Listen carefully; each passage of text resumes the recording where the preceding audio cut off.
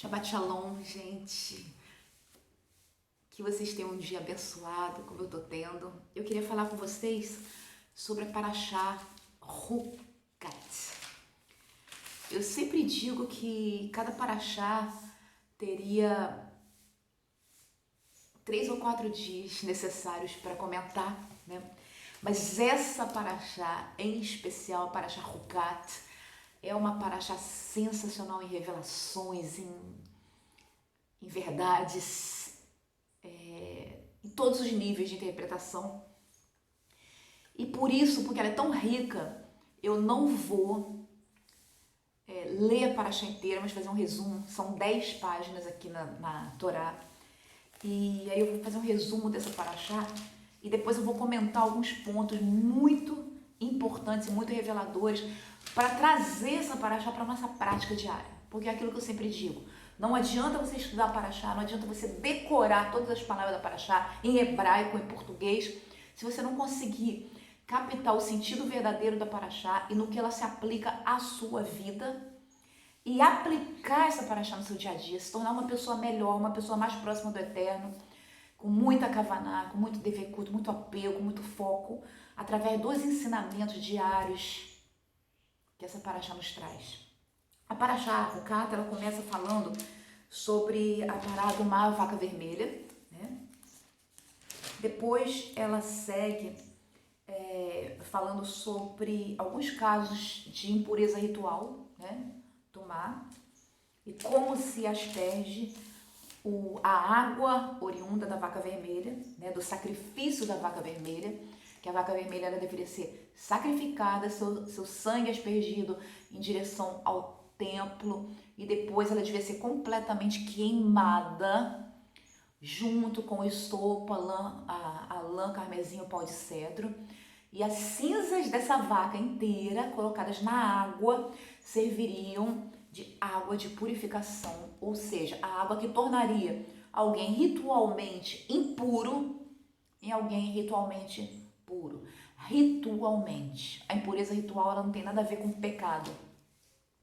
Ela tem a ver com contato com mortos, sejam seres humanos, sejam animais, tem a ver com fluidos corporais e tem a ver com a doença, né, como a tsarat.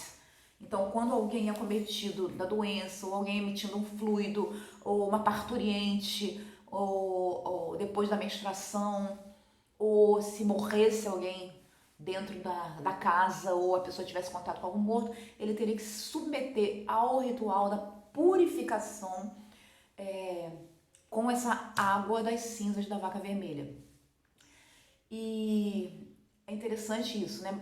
Mas qual a diferença entre se estar ritualmente puro e ritualmente impuro?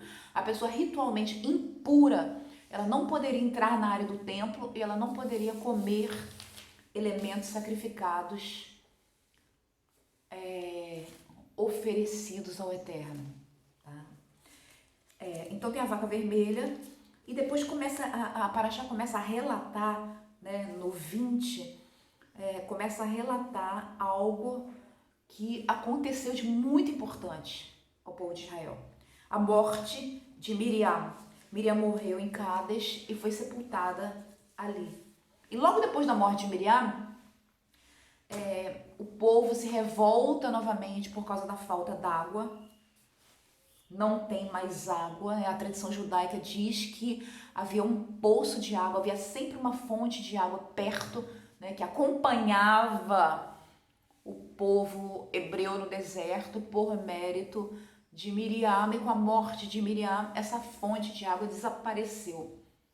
E é interessante porque isso é confirmado lá em Coríntios 10, né? O apóstolo Paulo fala sobre essa fonte que acompanhava o povo de Israel no deserto e dizia que essa fonte era Mashiach. Muito interessante isso. E aí o povo se revolta, né? E novamente reclama com Moshe e Arão por ter tirado do deserto, fez sair do deserto. Fala que é um deserto onde não tem árvores, onde não tem água. E o Moshe se irrita muito, vai falar com o Eterno, e o Eterno manda que os dois falem a rocha diante do povo, para que dela saia água.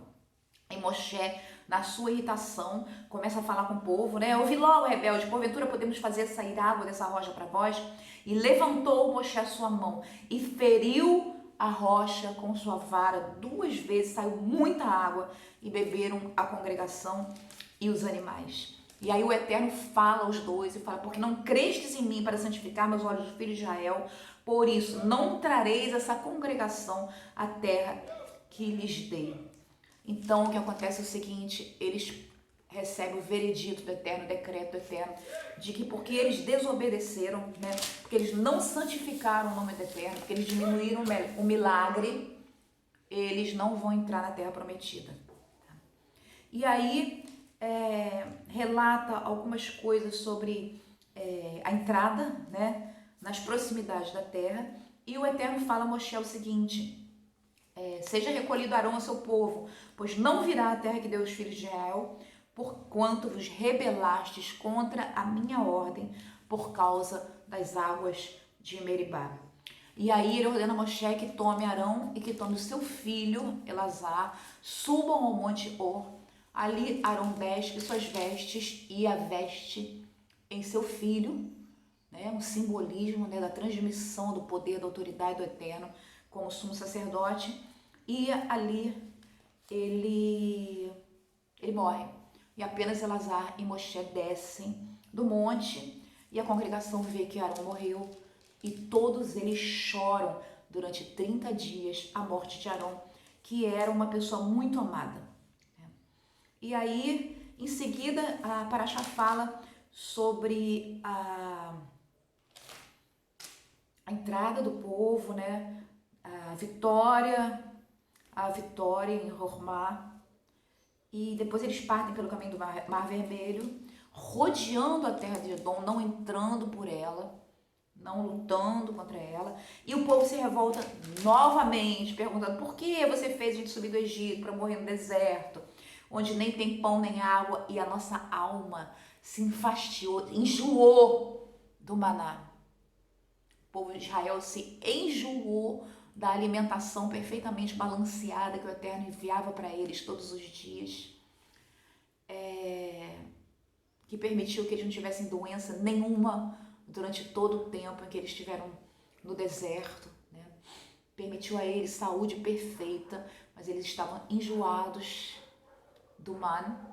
E aí o Eterno manda serpentes abrasadoras que ao picarem, né, ao morderem, as pessoas morriam. E também manda que Moshe, porque sempre que havia um problema, Moshe corria para o Eterno, orava a ele e o Eterno trazia uma solução. E o Eterno mandou Moshe fazer uma serpente abrasadora e colocá-la sobre uma haste, para que todos aqueles que, olhando para a serpente, fossem curados. Olhando para a serpente com a expectativa de salvação, fossem curados. E vocês vão encontrar aí no canal, né, falando do Eterno, vocês vão encontrar um comentário específico sobre essa questão, Messias e a serpente. Eu sugiro que vocês assistam, porque é muito revelador, inclusive tem a ver com a gematria judaica. E aí, todos aqueles que olhavam para a serpente e cobra viviam. E aí os filhos de Israel partiram, acamparam em Obote, e aí começa a Parashá começa a relatar, né, as andanças do povo de Israel. E fala dos poços e depois fala sobre a tentativa deles passarem pela terra de Sihon, o rei amoreu, e o rei não deixa Israel passar pela terra de Sihon, e por ele não deixar passar, o povo de Israel fere e herda a terra, né? E uma parte da terra dos filhos de Amon. E aí Israel toma todas essas cidades pro lado de cá do rio Jordão, né? Antes mesmo deles entrarem na terra prometida. E aí eles tomaram várias aldeias e segue-se o relato dos povos que Israel vence logo antes da entrada de Israel na terra prometida. E aí a Parashá acaba quando os filhos de Israel acampam nas planícies de Moabe, do outro lado do Jordão, à frente de Jericó. Jericó. Esse é o relato da Paraxá. Mas eu queria falar especialmente, apesar dessa Paraxá ser extremamente rica em revelações, eu queria falar com vocês especialmente sobre a questão da obediência. Lá em Deuteronômio está escrito que as coisas reveladas pertencem a nós, mas as ocultas pertencem ao nosso Deus.